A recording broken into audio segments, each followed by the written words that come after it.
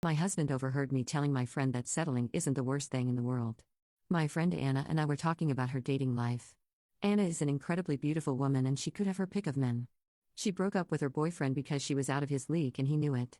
He would act in insecure ways. Anna stated that she didn't want to settle for someone less than the best. She asked me why would anyone settle and brought up my marriage as a positive example of love. I told her that my husband settled for me and wasn't attracted to me and we still had a happy marriage. Being settled for isn't the worst thing in the world.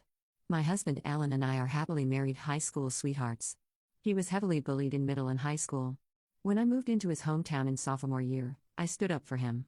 By the end of senior year, he had friends and he asked me to prom.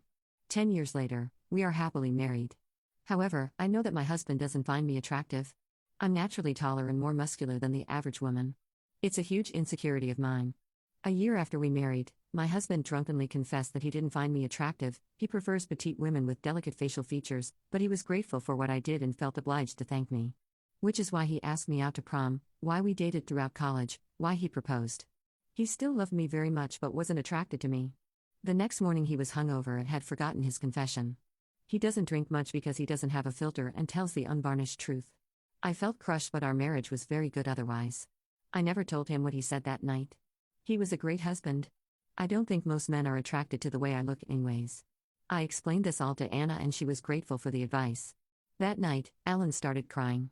He was crying silently but I woke up. I hugged him and asked what was wrong and he admitted he overheard our conversation. I didn't expect him to overhear since I was in the basement but he heard his name and decided to listen in.